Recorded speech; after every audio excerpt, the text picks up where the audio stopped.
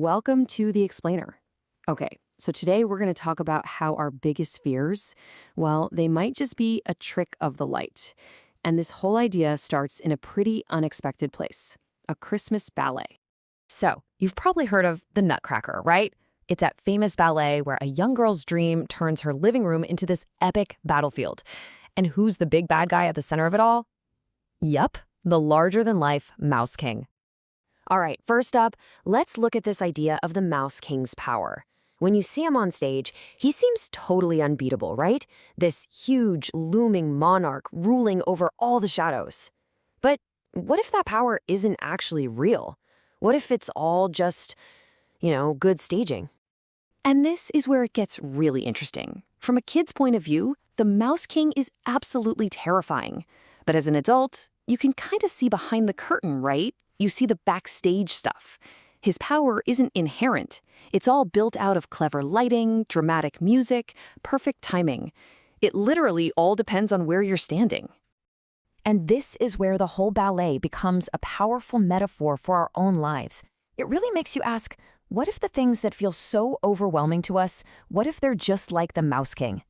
Just shadows that look enormous simply because of the weird angle we happen to be seeing them from. Okay, so let's pivot. We're going to take this idea from a fictional stage and apply it to a real historical figure, a king whose panic had some truly deadly consequences. Let's talk about King Herod. So the story goes, in the Gospel of Matthew, these wise men, the Magi, show up asking about a newborn king. Now, you'd think this would be a moment for a celebration, right? But not for Herod. For him, this is a massive threat. And his fear, man, it's so contagious, it spreads through the entire city of Jerusalem. And this reveals something so strange and so powerful about how fear works. See, Herod doesn't disbelieve the story, not at all. In fact, he believes it so strongly that it absolutely terrifies him. It shows that fear can see something genuinely good and new on the horizon, and its only instinct is to try and crush it.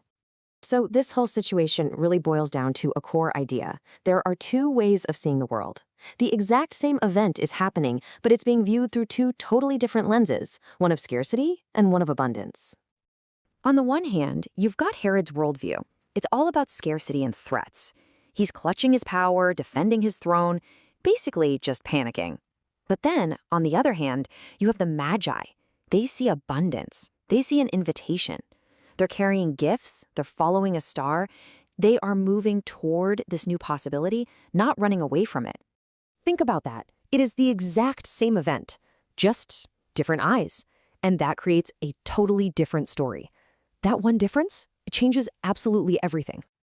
Okay, so this is where it gets personal. Which lens are we using? It's time to turn that lens inward and really ask ourselves, are we looking at our lives through Herod's eyes or through the eyes of the Magi? Let's make this super practical. What are the Herods in your life right now? You know what I mean? What are those fears that act like these big, dramatic, theatrical kings inside your own head? The ones that seem all-powerful when you let them get a little too close. I mean, it could be that little whisper that just says, there's not enough. Or that anxiety that tells you, hey, if someone else succeeds, that means I lose. Maybe it's that exhaustion that just sees competition everywhere instead of possibility. Or, just those worries that take up way more space in our heads than they have any right to. These are the modern-day Herods that can totally cloud our vision. And all of this leads to a really simple, but honestly a game-changing question we can ask ourselves anytime that fear starts to bubble up.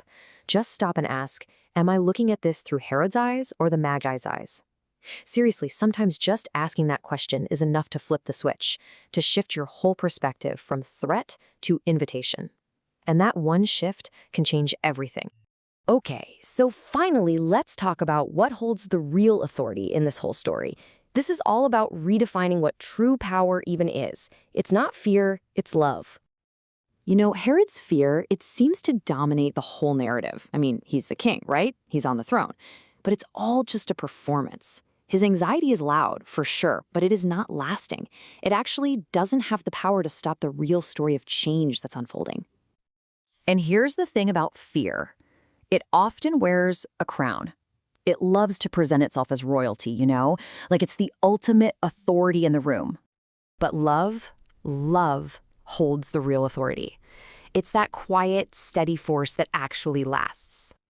Think about it. Fear raises its voice. It gets loud, it demands your attention, and makes a huge scene, just like that Mouse King bursting onto the stage. It's always trying to dominate the narrative. But love, on the other hand, it doesn't need a big, noisy entrance. Its power is in its quiet, persistent presence. It's what rewrites the story, but with grace. So that leaves us with this final thought. Those fears wearing crowns in our own minds, are they really the end of the story? I mean, yeah, they can seem incredibly powerful, especially in the dark. But maybe, just like the Mouse King, their power is just a matter of perspective. Just waiting for a little shift in the light to show us what they really are.